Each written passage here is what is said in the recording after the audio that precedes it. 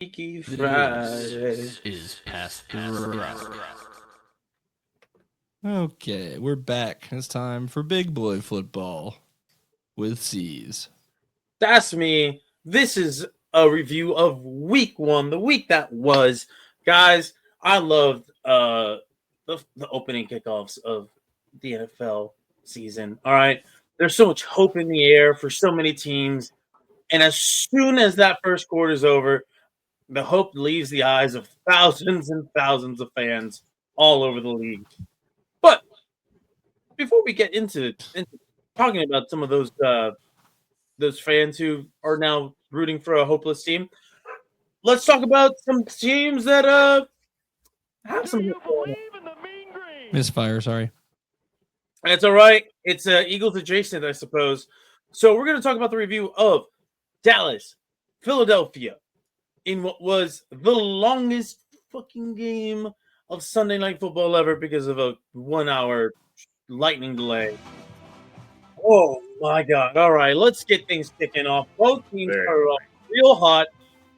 Dallas gets the ball, and on the opening kickoff, tragedy strikes. The Eagles lose not one but 2 players within the first 6 seconds of the kickoff. Very different ways to lose players too. Oh, my brain was like, there was a second injury. Yeah, Nope. Of course. Yeah, there was the injury, which is going to be long lasting and long lasting. Yeah, that's his second. He's a certified meme now. Oh yeah, that guy is the second. That's his second time losing or having a season-ending injury. So, fuck. So prayers out to Ben Van Sumeren, man. He's a good special teams guy. But anyway, right after that, right, you have Spitgate. It's the he said, or he spit situation that we saw play over and over all throughout Sunday Night Football. So, for those of you who somehow missed that, right, Jalen Carter spit on Dak Prescott, and it was immediately ejected out of the game before down had even been played, right? And I'm losing my mind personally. There was a ball spot issue. Was that what it was? No, well, I don't know if that was the I think issue. There was a ball spot issue that why it took so long to even get them lined up and ready to go. This little exchange to go down. Yes. Now, for whatever reason, NBC goes for what feels like an eternity talking about Jalen Carter doing the spitting, and rightfully so. There's some chastising involved, and then it isn't until we get into halftime of the game, and there's that lightning, or not even halftime. It's the lightning delay. Yeah. That we start to hear rumors of. I think the internet probably already had some of that because it was. People in the game, probably at the stadium, saw it. There was. I think there was. No, there was videos. Reddit. There were videos on Reddit before the first half was over. But NBC had. It wasn't until Jason Garrett brought it up, right, where he was doing some investigation journalism. I guess not really. Jason Garrett. Actually, it was two people. There was a reporter for the Fort Worth Star-Telegram that tweeted out that Dak Prescott had spit in the direction of Jalen Carter, and then I believe Jason Garrett ran with that as well. And so, you look at it, and Dak with a shit-eating grin just looks at Jalen Carter as he's spitting, like, I don't know what they're saying to each other.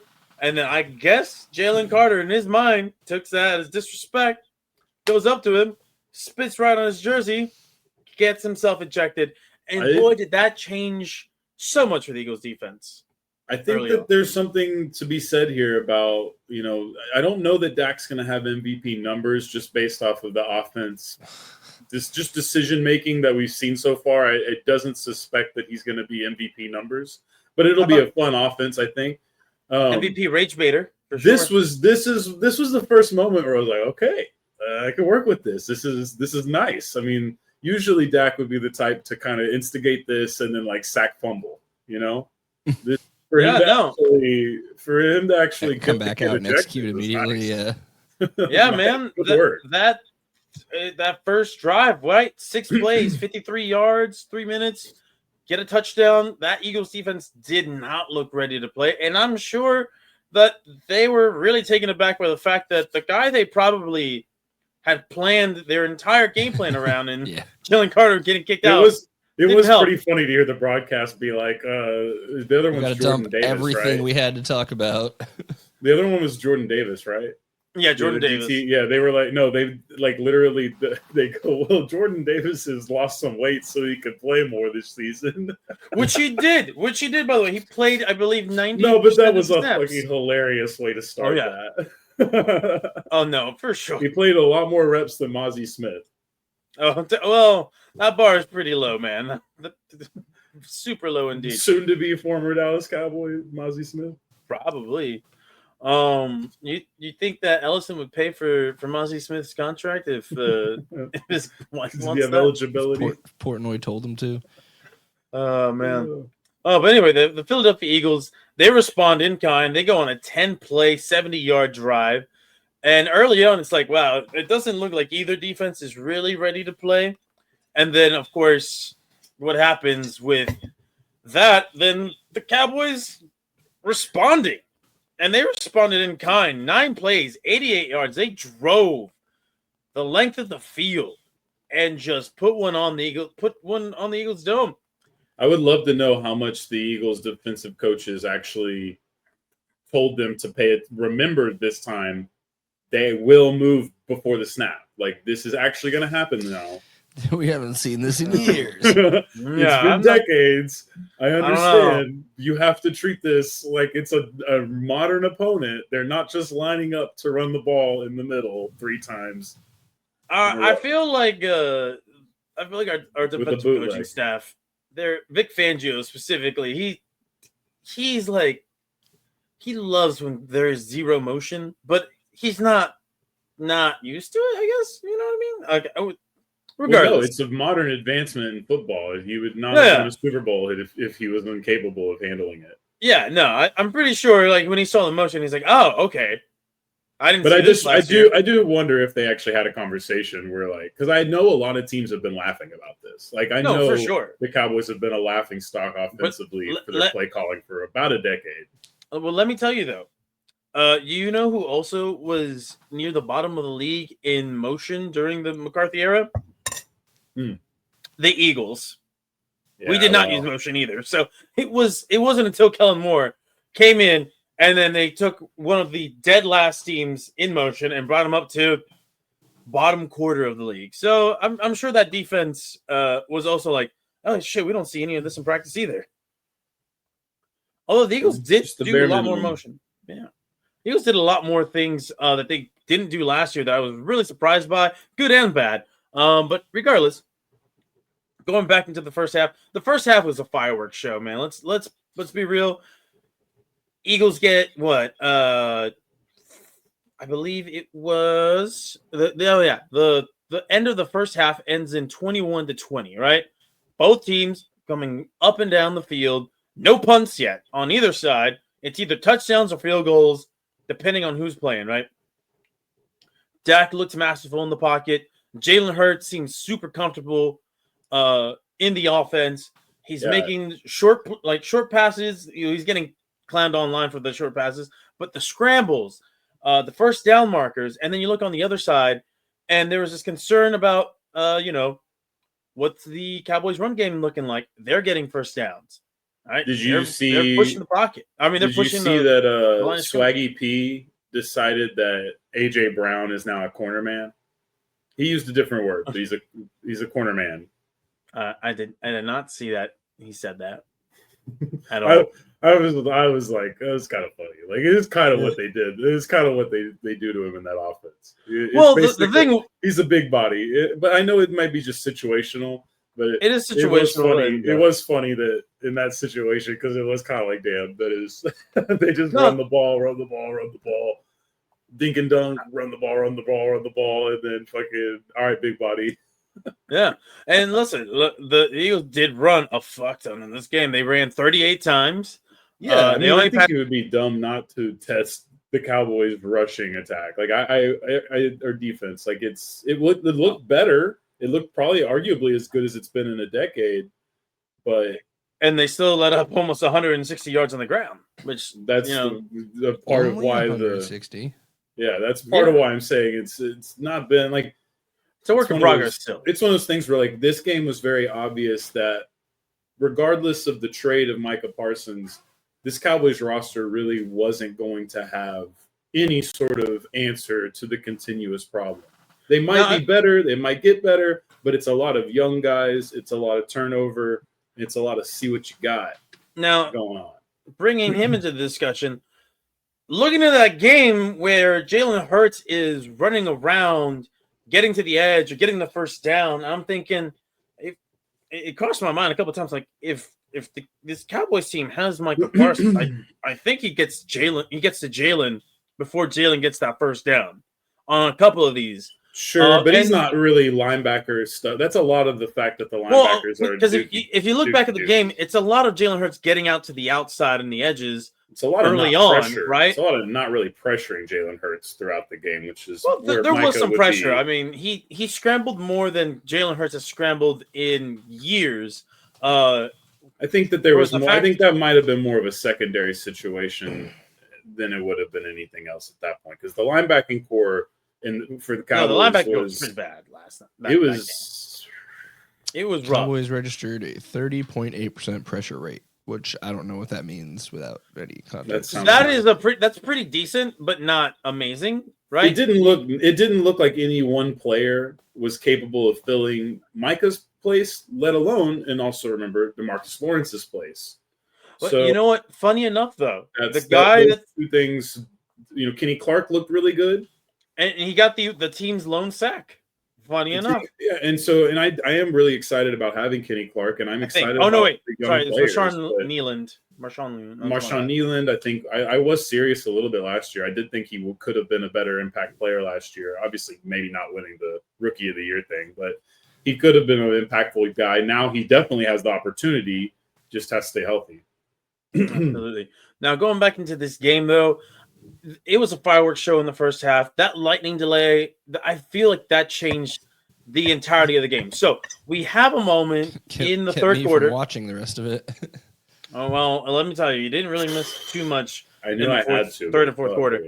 Now, I was very happy it wasn't a team out there. Yeah. There was a long run by former Eagles Miles Sanders, right? He goes for 49 yards, gets chased down by Jaden Zach Blue, Bond. Not active for similar reasons to Mozzie Smith, but not like performance. Just I think it was a double whammy. I think it's a double whammy if he was unhealthy for the start of camp and / Shoddy's like really being a stickler for the consistency is the word of the day every day for the most part with this guy. And maybe Jaden Blue's consistency. I think he more talks about intentionality. Yeah. Intentionality. I don't know. Shoddy's Does he talk about consistency? He might. That's also another big Shoddy thing, is asking yourself a question and answering it. Shoddy's entertaining. Like you can tell why Jerry likes it. For sure. I guess.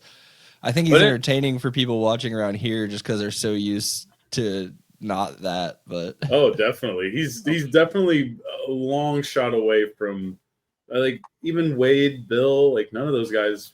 This guy's very candid, for better or for worse. Better or for worse. But yeah. Anyway, back to the they were going to hire me. I just slipped my name in there. I kind of enjoy it. Yeah, I'm not gonna lie. Like I really clown Nick Sirianni, but sometimes I think the stupidest things might be the things that work the easiest and most. Less thinking equals talent take over, my friend. Yeah, and you know I'm what? Starting to see the vision. There's a coach out there that got clowned on this past offseason, and he's the only rookie head coach to get a win. But we'll talk about him later. Anyway, back to this game though. So Miles Sanders breaks off a 49-yard run. On a few plays later, gets the ball again and is stripped by, I believe it was the rookie linebacker, Jihad Campbell. Never forget. Yeah, never forget. And then after that, that's when we get the lightning delay. Both teams come back, and it seems that both teams they're ready to go home. We're ready to go home. Yeah. Offense is now optional. Yeah, offense was dull on both sides. Eagles couldn't get anything going. Dak and CD had their own issues connecting, and that was a big talking It just point as seemed well. like this was one of those games that CD has every now and again where he just kind of is he's just, I don't know. It's similar to the not being aware of the referee on the sidelines thing with CD. It's like undeniably a great player, but I need a tad more focus. And that was one of the talking points coming up this game, man. But he's not the guy. Like CD, I think he's really good, dude. I don't think that's that. I don't think he's a top 5 receiver. The problem I think that's a bit drastic for him to have 3 catches and drops, and he deadlift the offense. Like he is the offense when they need plays. He reminds me with his drop issues, right? In terms of his drop issues, it's very much like late career TO, where he was still doing well, putting up numbers, but he was always good for some just weird drops in the game. I think that's a better comp for sure, because I think TO definitely, it's similar to TO. I don't think it's as consistent. TO, I thought it was. I thought TO was almost bringing it on himself almost every day. I think CD just needs to be more in on the fucking game. I think he just needs like a 5% more focus, and it's much different. And the thing is, because this is the first game, right? It's an island game. The timing of when those drops happen. He's not dropping first those 10s or whatever. He dropped some balls out there, and listen, there was one where I can excuse it to some extent because it looked like it was close to being a hospital ball that Dak threw out there. So I was like, hey, listen, if this is a business decision, I get it. There's a safety coming right for you there. Yeah, it wasn't just CD either, by the way. A lot of people were talking about the last 4th down one, which yes, he could have caught that ball, but that's why you pay him money, is to make those types. But also, that's set up by him dropping a much easier pass a couple plays before, so that's why. Yeah, and this game I think was a lot closer than anybody anticipated. For a lot Ferguson of reasons, also not bringing in that hospital ball, that was a little heartbreaking. It was like they got the penalty, but like I need you to catch that ball. Son. Yeah, man, I saw that penalty and I thought, I'm like, oh shit, we're gonna get another player ejected. Look, if you're not gonna risk taking 5 years off your life on every play. I mean, it's the standard here, man. The Eagles literally do like something that I feel like these NFL teams are going to statistically prove is harmful one of these years. They're going to keep working on it until they got the data, and then they're going to prove this shit, and then they're going to finally get rid of it. But until then, the Eagles are just like, look, we're happy to win championships by breaking people's spines. Ours, Bears, we don't care. And that's the standard. If it wins, it wins. Now, I will the standard. I will say though, when coming out of this game, I felt so good. I feel real good about a couple things about my team, and I'm sure Becky, there might be some positives that you take away from this, but we'll get to that in a second. So I look at Jalen Hurts. I'm like, all right, this is as sharp as I've seen him play, because he was playing within the structure of the offense. It was very limiting, right? Because it was not a lot of downfield passes. I mean, there was one long pass to Jahan Dotson. But it seemed like the game plan early was just like, just throw close to the 6 and let your guys go get the first down. And if they can't get it, you get it, right? And that's what it seemed like all game long. If you look at his numbers of when he was passing, right, he had 4 incompletions, 3 of which were throwaways, and 1 was a drop by Saquon Barkley. So, I mean, the guy was as sharp as he could be. And then you look at the defense, I'm like, man, if we can just get rid of Adoree Jackson, we might have something again eventually when, Jalen Carter isn't spinning on people. So I saw a lot of positives here. I will say, one thing that I did not notice going into this game was that A.J. Brown was recovering from an injury in training camp, so he might not have been the healthiest. And that would explain why he was probably a decoy and how come Dallas Goedert got the lion's share of the passes. Although, again, man, you have Devontae Smith. I'm just like, throw him the goddamn ball, please. You only had 3 targets all game. Well, I mean, again, this is, if you're going to attack the Cowboys, like, why would you throw at the corners when they're the only players that are worth the shit on that defense? Like, even if you've got the better guys, it's like, they don't stop the run well. At least that's how they should go. And the linebackers, who are most of the time probably going to be handling the tight end, are also not very good at their job, or brand new, either in Leafau, who's barely played, or like the guy from Tennessee who just got here and might be on his way out the league, depending on how this goes. So it's one of those things where I just think they probably just hit the bread and butter and kept an easy dub. Oh, for sure. That's what it looked like here. But yeah, I'll take it. Again, though, it's lightning delays that make me think everybody should have a dome stadium. Just keep it open on nice days. But you know what? There's just something beautiful about an open air stadium. You might be the only Eagles fan that gets stabbed in Philly. Maybe. Probably. I don't know. I'm sure you can rage bait somebody into taking the hit for you. Philly fans are really easy to get. I am This pro guy outdoor wants a stadiums, roof. but Now that would be amazing. I want see a to riot transition though. over Now That'll I'm going to definitely play get you something stabbed that in will the Eagles transition us. that. I'm going to play something here, fellas. All right, because we go from Dallas and Philadelphia. The CD drops to Quinton Johnson making big time plays. There's only one way that can tie this all together.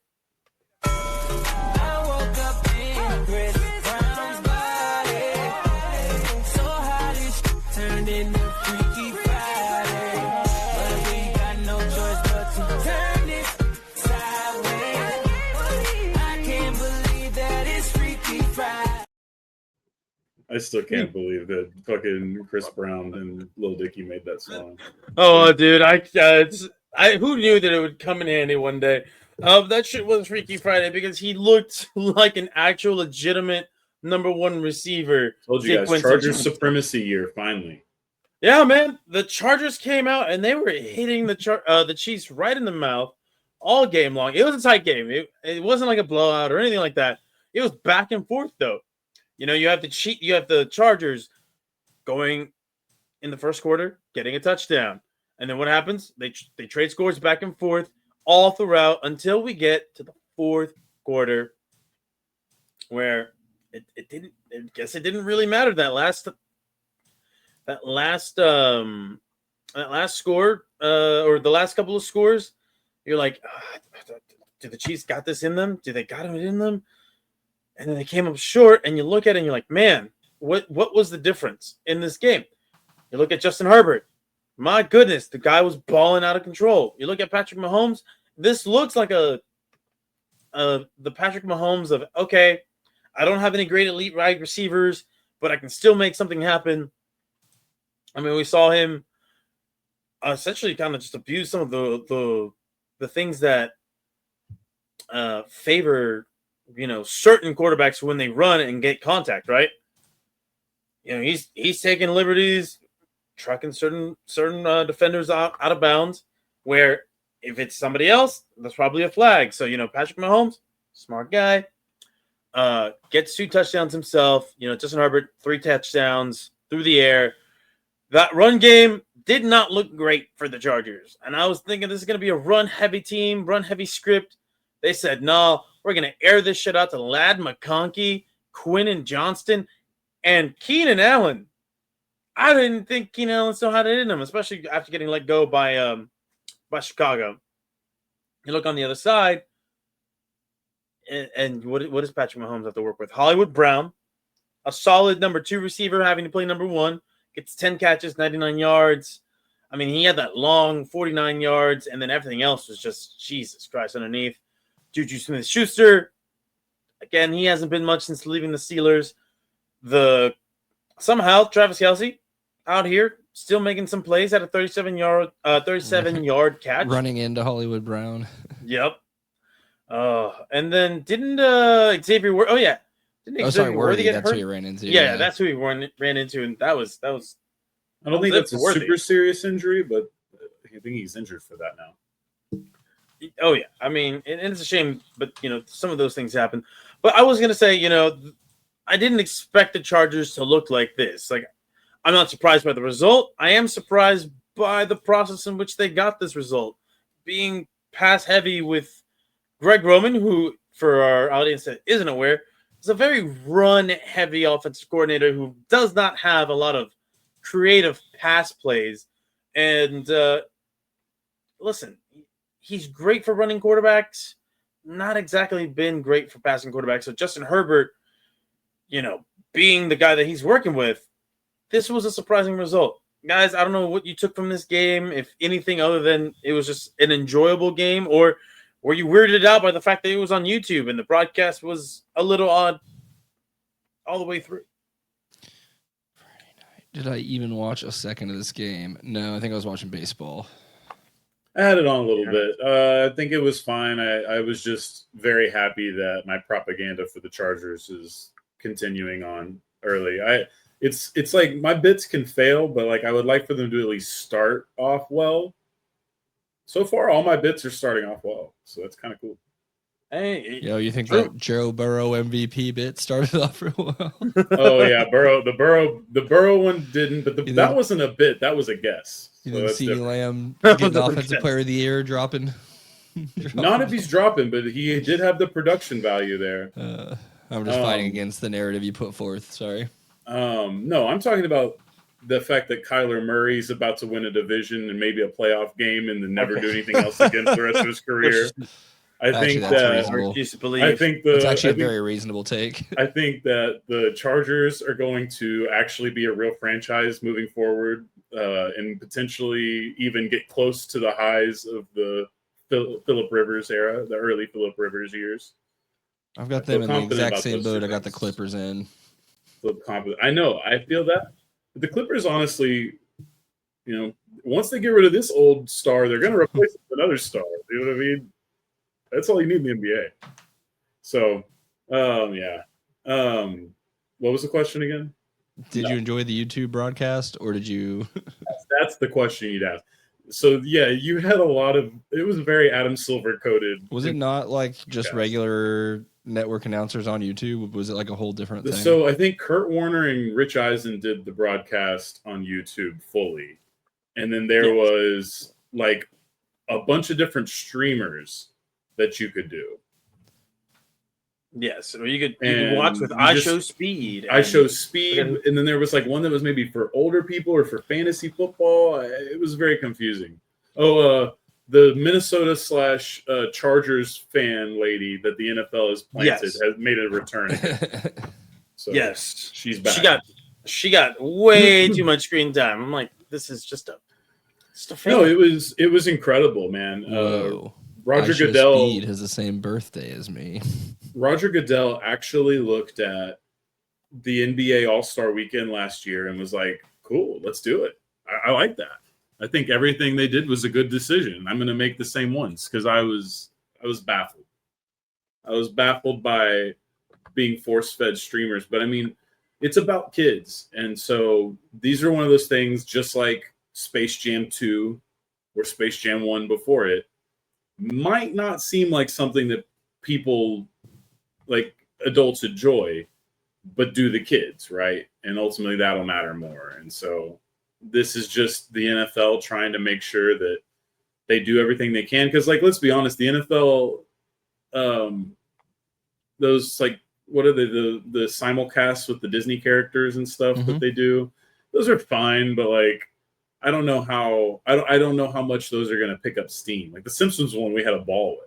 That was hilarious. Yeah, That this depends on who they're aiming it for. The Disney ones have all been aimed for very young kids. Yeah. Nickelodeon's tried to hit more of a middle ground. The basketball Simpsons one was kind of for fine. everybody. I thought Basketball Christmas was actually funny as hell. That was way more fun than watching just a regular season basketball game. Was having Donald Duck and like yamming on people and shit, and Goofy was just tearing people's asses up. That was kind of funny. Yeah. So I don't know. It's a way to market to kids. That's what we know. For sure. Now, guys, that was the Thursday and Friday games. So let's talk about some of the Sunday games. Did you watch any of them, or can I just gush about the Pittsburgh Jets game? No, I mostly just kind of had things on in the background. I had Red Zone on, but I wasn't giving it that much attention. All right, perfect, because we're going to talk about this. So Sunday, I go out with the family, celebrating my brother's birthday a little early. And what do we got on the TVs? We have the Jets and Commanders, which I said was a skipping game, and it absolutely was. That shit was disgusting to watch the New York Giants try to play offensive football in the year 2025. Russell Wilson, he has no business being in the league anymore. That's what I took from his performance, because 17-37 was awful. Malik Neighbors right? So you're saying they don't Absolutely. look dangerous? Oh no, a different type They're of dangerous, but not Yeah, they're dangerous to the health of Is Giants Malik fans. Neighbors' mental health looking dangerous? Oh yeah, for sure. It was almost immediately too. It just baffles me that this guy, the moment he got drafted by them, was like fuck. And it feels like every other day or every other week that the Giants play, there's just a moment where the camera pans to Malik Neighbors. Like, I'd rather be anywhere but here. And with good reason. When you have Russell Wilson throwing you the ball, it's bad. When Russell Wilson is leading your team in rushing yards, it's bad, right? When the biggest highlight of your game is Cam Scatterbo breaking 3 tackles to go maybe 2-3 feet forward, it's bad. So, however, that said, the other game that was on the TV at the establishment we were at was Steelers-Jets. This game I did not have pegged as being a fireworks show in the best way possible, right? I don't think of early season Jets, Steelers, and I'm like, I got to watch this game. But for some reason, Aaron Rodgers, Justin Fields, they both put on a show in their own way. All right, so Jets get the early lead. It looks like things are in their favor all the way up until about the start of the fourth quarter, where the Pittsburgh Steelers rattled off 17 points in the fourth quarter to snatch the game away from the New York Jets. That's not what I'm trying to get at though. I want to start off a little bit with the Jets because I'm like, yes, my Justin Fields agenda can come back alive because he looked like an actual NFL starting quarterback doing things that he had not done in his previous stops, both with the Pittsburgh Steelers and the Chicago Bears, which was this guy was ripping passes into the middle of the field. He was stepping up in the pocket, eyes downfield, did not break, contain early, and just was like, I'm just going to take what the defense gives me. And there was times where, you saw what his athleticism does to a defense, because the Jets with Breece Hall, Justin Fields, they were running all over the Steelers for a total of like 182 rushing yards. Insane numbers, right? But they were still doing it in the pass game as well. Justin Fields, 16 of 22, very efficient. Touchdown, no interceptions, no fumbles, no turnovers whatsoever. Had a beautiful pass to Garrett Wilson for 33 yards and a touchdown, I believe. And I was like, oh my gosh. This Aaron Glenn pick for Coach of the Year. Shit, I might have something here, man. But then you look on the other side, Aaron Rodgers and the Pittsburgh Steelers. I wasn't sure how this was going to work because you look at Arthur Smith, former head coach, Fight Club champion, the inaugural head coach, Fight Club champion. Never lost, and hasn't lost as the coordinator for Aaron Rodgers so far. The guy loves to do under center play action. If you followed Aaron Rodgers' career and have heard any of the nerds talk about the things that he doesn't like to do, the things that he does not like to do is play under center, and he does not like to play action. That as well. He doesn't believe in modern science. Whatever, bro. And yet, listening to the mainstream media. And yet, here he is, going an efficient 22 of 30, 244 yards, 4 touchdowns. Yeah, he was sacked 4 times, but I think that's what's going to be the norm for him. And this stage of his career, he's not going to be able to get away from people like he used to. And he was just working it to all areas of the field, it felt like. Passing the ball, distributing the ball rather pretty evenly throughout his entire cast of teammates. DK Metcalf, Calvin Austin, Freiermuth, Ben Skoranek, of all people, got a 22-yard reception. This game was absolutely entertaining, start to finish. Probably the best game that I saw up until we got to Baltimore and Buffalo. Which, guys, did you get to see that entire game, or? Oh yeah, no, I definitely watched a bit of it, but then I was like, move on from this. Similar to what I did Monday night. I foolishly thought it was out of hand and stop paying attention. And that's the thing. This game should have been out of hand because you look at the first half, it's Buffalo, I believe it's Baltimore leading 20-13. You're thinking, all right, well, Baltimore's pretty solid right now. They get up to a point where it's 40-25 in the favor of the Ravens. You're like, there's no way they fucked this one up, right?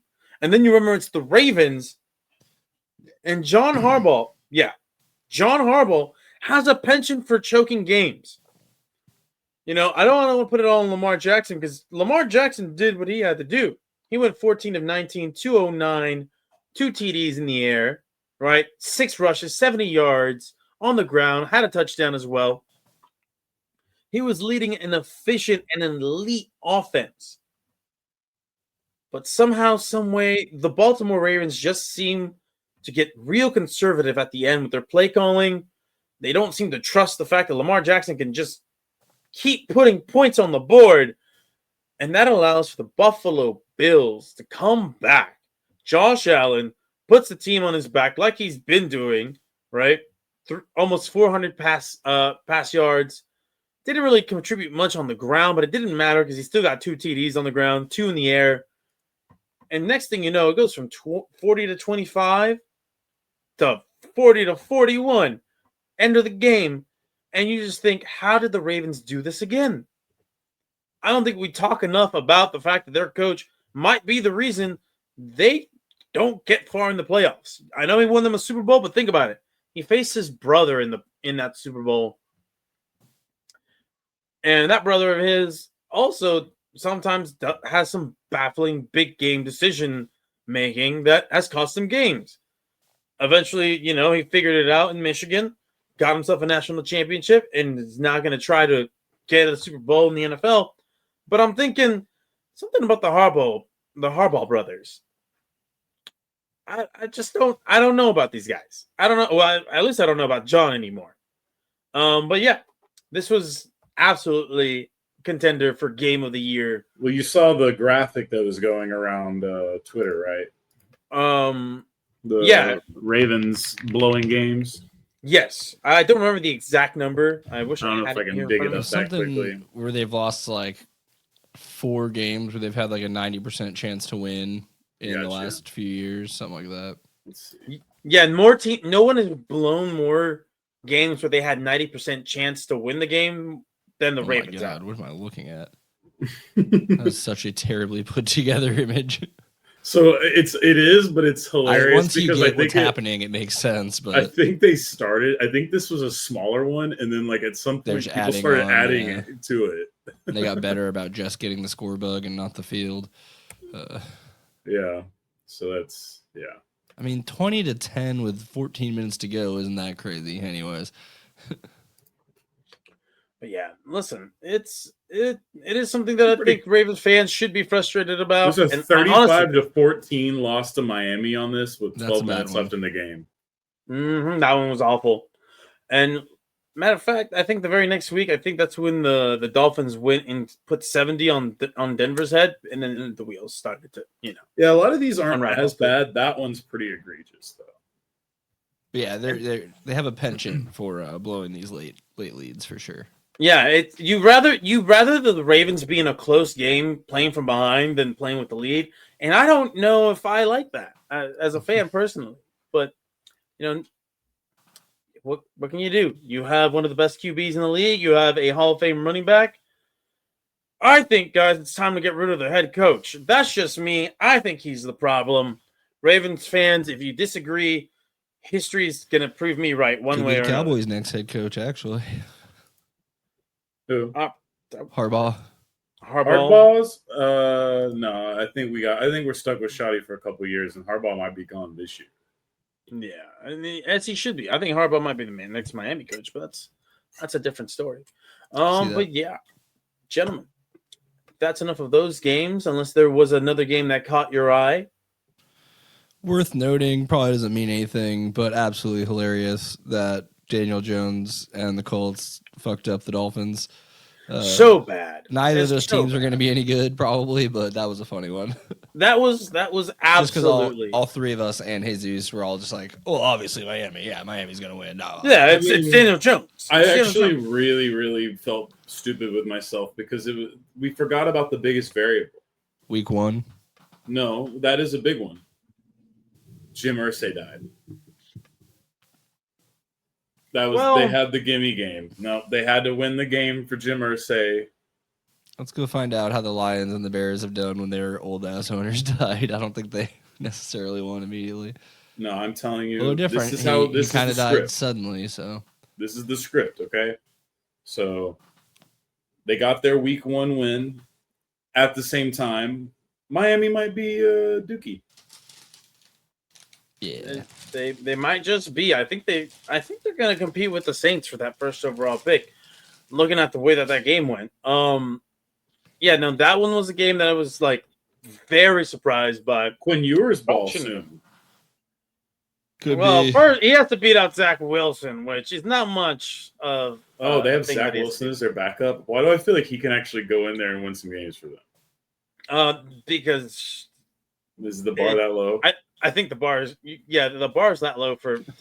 It's a tough one because you, at least with Tua, like you see everyone. I don't know about this year, but like there's always moments where like you see, okay, that is an NFL quarterback. I see it.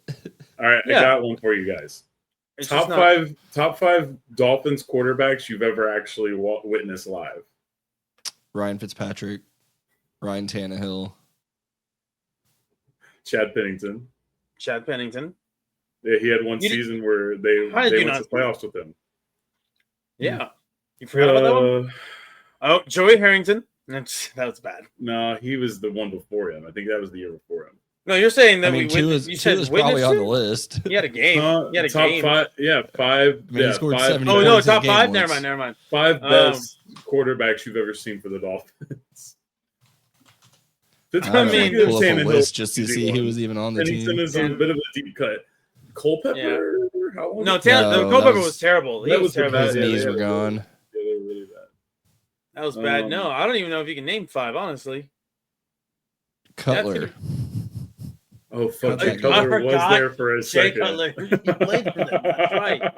I don't even remember. I don't I even know bet. if I I watched bet the you Jay got to Cutler put Jay Dolphin game live. Fiedler. You got to put Jay Fiedler on the list, even though he wasn't. Do I? really- He played enough games. That's I fucked mean, up, dude. I guess He might have yeah. the most starts as a Dolphins since Marino, actually. There's no way. Not now with Tua on board. But Tua misses a lot of games too. Tua's only played 23 plus. Oh, he did a full season 2 years ago. Yeah, Tua might be the most now. Yeah, I mean Uh, they don't stick long term to these guys. I mean, Fiedler was Jeff a starter for 4 years.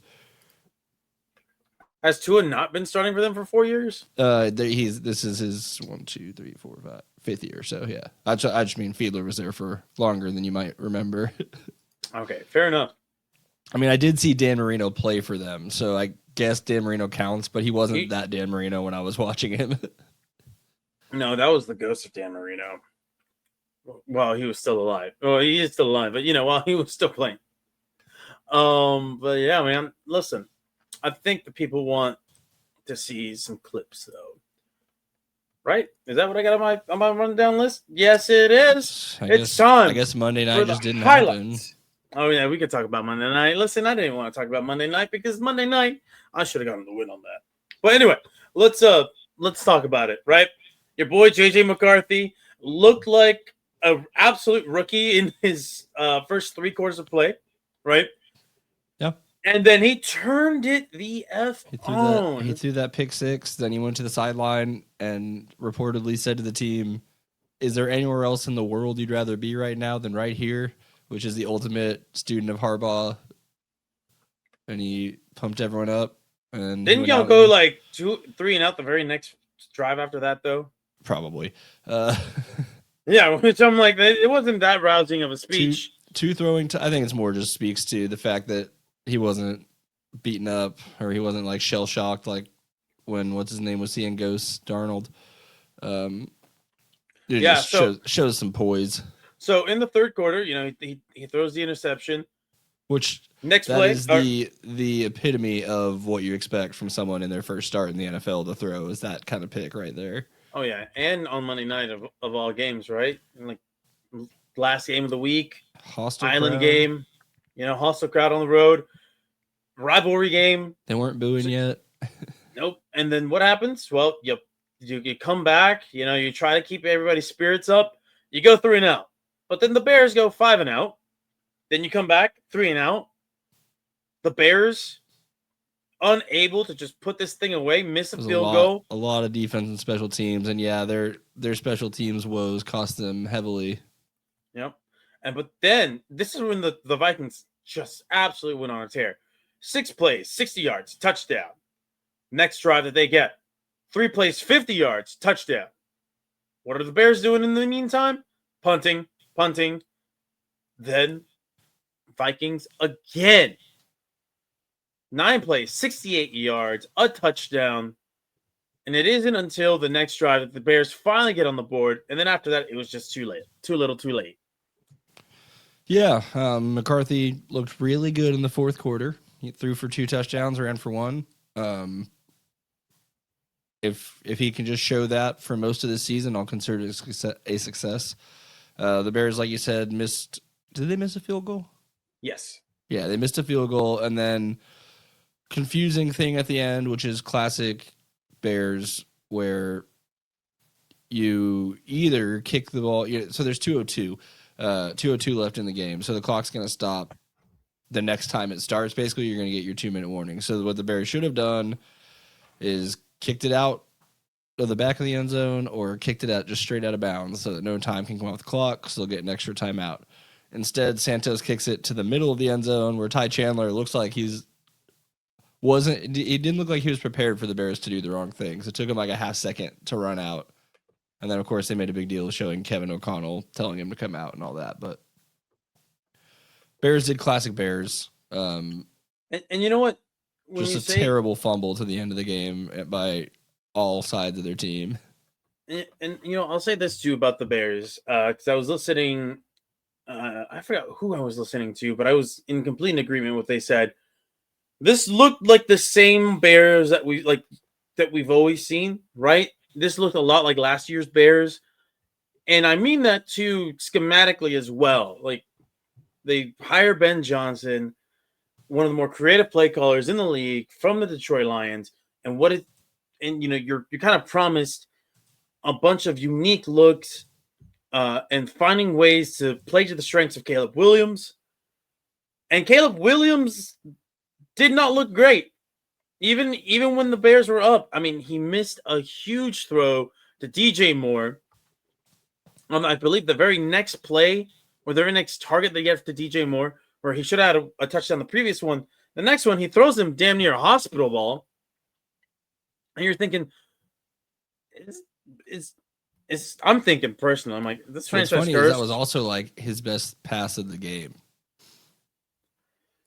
I mean, yeah, it shouldn't have been. No, it's just a funny thing. Like his best pass of the game almost got his guy killed, and it only ended up being a positive because the NFL has terrible roughing the passer rules. Are we talking about the NFC Player of the Week here? JJ McCarthy? Yeah. Clearly, No, he did way better than Jalen Hurts. What are you talking about? Absolutely.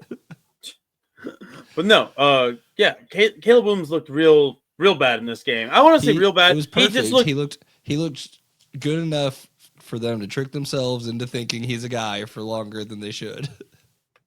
Well, it's just its second season. You gotta the start of the second season. You gotta wait until like halfway through this season for that to apply. Which is a shame because I really liked Caleb Williams at USC, but I just feel like any quarterback drafted in the first round with the Chicago Bears is destined to fail. I think that's just the rule of thumb. I think that's to be fair, it doesn't even have to be a first rounder. Literally, wherever they draft, they haven't had a quarterback ever. Cutler and Orton are their 2 best, and they didn't even draft Jay Cutler. Take what you want from that. So that was a Denver Broncos pick. So by that logic, Kyle Orton is the best quarterback that they have drafted in the last I don't know how many years. Literally ever. Did they not draft Jim McMahon? He wasn't good. He still won them a Super Bowl. It He counts for didn't win something. shit. He Jim was McMahon. he was the He driver. didn't lose. I'll give him Yeah. that. He didn't lose the Super Bowl. Well, I mean, you Uh, gotta be chill on how much you're making fun of him because, like, JJ McCarthy definitely historically does have a lot of that. Like, that's probably the closest. Like, even their vibe, the JJ attire. McCarthy got Harbaugh a national title. He's different. No, I would agree. say that I mean, defense got it. he also is the only guy to ever He is pull really off a good. corny He is picture. really and good win a at handing the title. ball off. Like he took the corny picture and he won the title the next year, guys. That's elite. I'm already convinced. It's the rise of McCarthyism. One McCarthyism ends just for another to rise. There you go. Well, maybe this 60 one's years better later. than the other one. But anyway, yeah, that's Purple Monday scare. night. The Minnesota Vikings, they look like they're in the driver's seat for the second place Dude. in the division. Let me tell you, I was so pulled offside seeing that first take. Are the Packers running away with the division 1 week into the season? That's very funny to get pulled off by that. But you got to remember, it's first When take. did someone put fucking? Oh, this is AI. Okay, I see. Yeah. But anyways, gentlemen, it's time now for the highlights and the lowlights of week 1. We don't have any music for this. I'm just going to go ahead and get started. We're just going to go back and forth, back and forth. And one thing that I want to highlight right now is a former Minnesota Viking, the man responsible for some of the best celebrations that we've seen in the past 2 years. It's Cam Bynum with this little tantrum. Nice. Look at that. Look at that. Pulled hamstring. You know what's funny is I saw that clip. I didn't realize that was him. You should have. Zero. You should have known. Lots He's of only zeros got in the more- league now. He's only got more referential organized.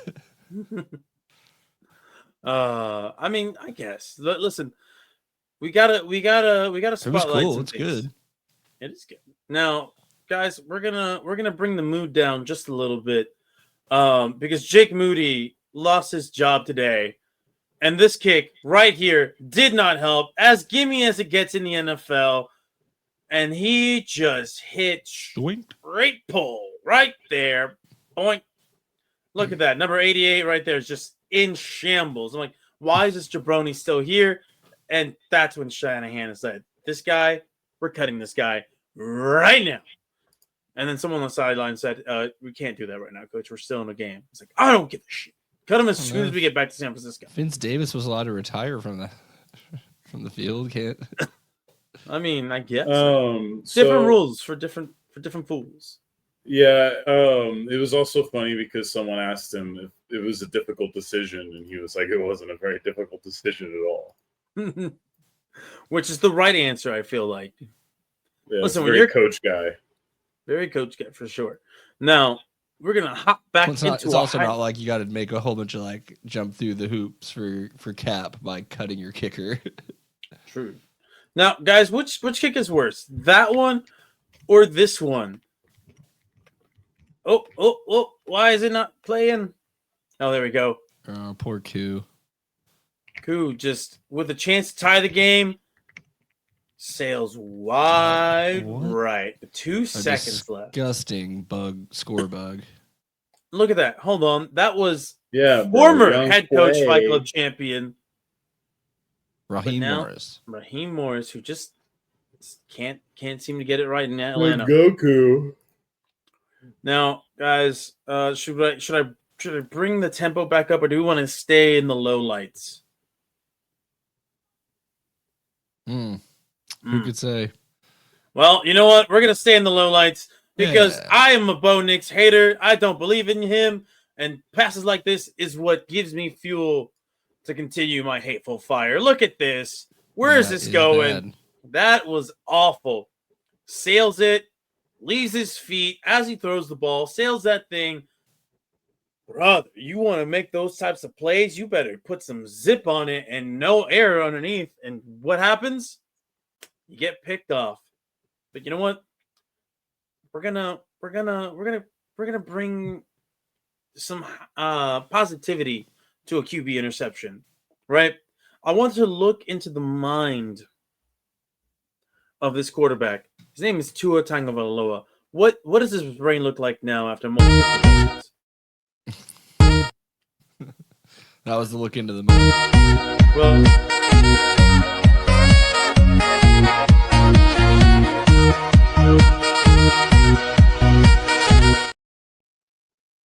this is what it looked like, fellas. Look at this.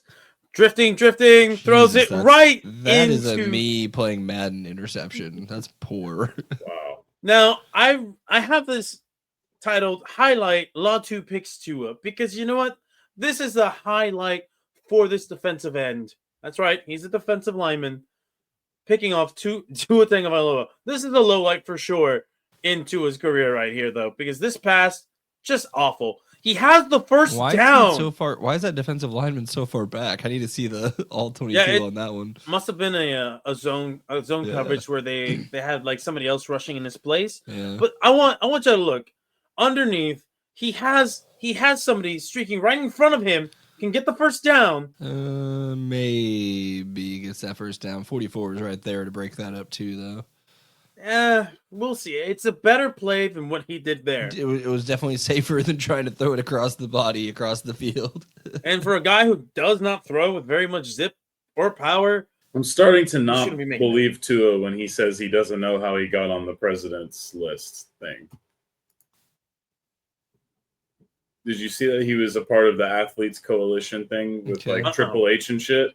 Yeah. Oh. and And Trump had to say his name. Yes, Oh, Trump had to okay. say his name, and it was kind of funny. But then Tua was like, I don't know how that happened. Tua. that's fine. Now I'm starting to not believe Tua at all. Actually, You shouldn't. I'm starting to No. quite believe that. This is the same guy who said he didn't know what he was reading, even though he reads every night. I don't Right. think That's yeah. That was We're good. starting to believe. No, gentlemen, there's somebody that I believe in. It's J.C. Horn, because this had to be one of the better interceptions of the week. This is definitely a highlight. No shame to Trevor Lawrence here. J.C. Horn just made a beautiful fucking interception. I mean, he did, but that's a bad ball by Lawrence. For sure a bad ball, but the fact that he got as high But as he the actual did, pick itself is incredible. like, just bam, Hmm. right there. Right? If J.C. Horn doesn't extend as fully as he did, it probably still not a completed pass, but there's a shot that that does get completed. Now, guys, there's another interception. I know, but this one was actually really good. Just staying with the ball. This is Jordan Battle of the Cincinnati Bengals picking off Joe Flacco here. I'm not putting this one on Flacco. Just look at that. Boom. Ball in the air. You dive for it. Just head on a swivel. I think that one's all Flacco. That's your guy, man. You're going to throw your guy No, under the bus. all like that. quarterbacks have to be responsible. We Look, give them all the he credit. knew it. They should take all the blame. Yeah, he knew. Oh, I should have known. Yeah, should have known that was going to. Of course, the ball. You could have to know the theoretically other guys on bounce. your team are also Cleveland Browns. Yeah, That's true. it's part of the job. All right. Well, now, guys, this one right here, this one really got my blood going. I believe this is actually the last highlight that I have. And this one goes to a division rival, Austin Eckler, with one of the more impressive runs. Catches the ball out of the backfield, What? makes a miss. What? Whoop! Boom! Boom! Just breaking through the defense. I really enjoyed that one. That was just some old school football right there. Now, there were plenty of incredible plays, incredibly bad plays as well, but I'm trying to be a little bit more selective this year. So if there's ever a play that you guys want me to highlight, let me know beforehand, and I'll make sure it makes it onto the list. But other than that, gentlemen, I'm done with the third quarter. Let's wrap this up in the fourth. Bring it home.